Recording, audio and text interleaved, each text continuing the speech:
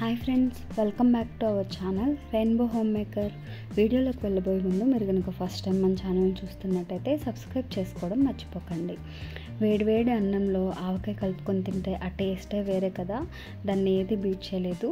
ఇవాళ మన వీడియోలో టేస్టీ ఆవకాయ ఎలా చేయాలో చూసేద్దాము. దీనికోసం కావాల్సిన పదార్థాలు అయితే ఆవకాయ, మామిడికాయ ముక్కలు, అలాగే వెల్లుల్లి, మెంతిపిండి, ఆవపిండి, ఉప్పు, కారం, కొంచెం పసుపు, అలాగే కలుపుకోవడానికి నూనె. ఫస్ట్ అయితే మన ఆవకాయని, మామిడికాయ ముక్కల్ని పచ్చి మామిడికాయలు పుల్లగా ఉండే వాటిని తీసుకొని ఇలా పెద్ద పెద్ద ముక్కలుగా కట్ చేసుకొని పైన తెల్లటి పొర ఏమన్నా ఉంటే తీసేసుకోవాలి. తడి ఎక్కడ లేకుండా తుడిచి పక్కన పెట్టుకోవాలన్నమాట. అలాగే వెల్లుల్లిని సగం ఇలా మిక్సీ పట్టుకోవాలి, కారం వేసి మిక్సీ పట్టి పక్కన పెట్టుకోవాలి. ఆవపిండి చేసుకోవడం కోసం ఆవాల్ని జస్ట్ అలా 1 నిమిషం పాటు అలాగ వేయించేసి మెత్తగా మిక్సీ పట్టి పక్కన పెట్టుకోవాలి. ఇప్పుడైతే కొలతలు చూసేద్దాము. మనకి ఈ ఆవకాయని మానికల్లో కొలుస్తాం కదా, 1 మానిక ముక్కలకి వచ్చేసి 3 గిద్దల కారము, 2.5 గిద్దల ఉప్పు, 2 గిద్దల ఆవపిండి వేస్తే బాగుంటుంది. ఒకప్పుడు అన్నీ ఈక్వల్ క్వాంటిటీస్లో వేసేవాళ్ళంట, ఇప్పుడు అలా వేస్తే సరిపోవడం లేదు. మేమైతే ఇలా చేస్తాము.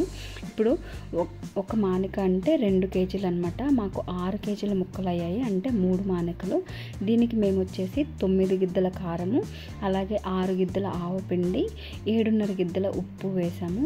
అలాగే ఒక 50 గ్రాముల వరకు మెంతిపిండి, ఒక అర కేజీ వరకు వెల్లుల్లి, అందులో సగమేమో ఇలా గర్భాలుగా తీసి వేసుకొని మిగిలిన సగము కారంతో కలిపి మిక్సీ పట్టుకొని వేసాము. అలాగే కొంచెం పసుపు. మనం కారము ఇలా వెల్లుల్లి వేసేటప్పుడు మిక్సీ వేసింది కూడా కౌంట్ చేసుకోవాలి, లేదంటే కారం ఎక్కువైపోతుంది. మనకు ఒకవేళ ఘాటు తక్కువ కావాలంటే కారం తగ్గించుకోవచ్చు. అలాగే వెల్లుల్లి, ఆవపిండి కూడా ఎక్కువ తక్కువ కావాలన్నా అడ్జస్ట్ చేసుకోవచ్చు. ఇప్పుడు వీటన్నిటిని కలిపి ఇలా మంచిగా కలిపేసుకోవాలన్నమాట. వీటన్నిటిని కలిపేసుకున్న తర్వాత ఇలా కొంచెం కొంచెం ఆవకాయ ముక్కలను వేసుకుంటూ, అలాగే కొంచెం నూనెతో తడుపుకుంటూ వీటిని జాడీలో పెట్టుకోవాలి. మాకైతే 6 కేజీలు ఉన్నాయి కాబట్టి కొంచెం కొంచెం వేసుకుంటూ కలుపుతున్నాము. ఒకవేళ 1 కేజీ 2 కేజీలు ఉంటే అంతా కలిపి ఒకేసారి కలిపి జాడీలోనే పెట్టేసుకోవచ్చు. ఇలా జాడీలో పెట్టిన దాన్ని 3 రోజుల వరకు అలానే కదిలించకుండా ఉంచుతామన్నమాట. ఇప్పుడైతే ఇలా ముక్కలన్నింటినీ కలిపేసి పెట్టిన తర్వాత ఇప్పుడు మనం తర్వాత ఆవకాయ తినేది టేస్ట్ వేరే ఉంటుంది, కానీ ఫస్ట్ టైం ఎప్పుడైతే కలుపుతామో ఈ కలిపిన దాంట్లో అన్నం వేసుకొని కలుపుకొని తింటే ఆ టేస్ట్ మాత్రం అద్భుతంగా ఉంటుంది. అలా కొంచెం ఉప్పుగా కారం కారంగా తగులుతూ ఈ టేస్ట్ అయితే మళ్ళీ రాదు తర్వాత ఎప్పుడు.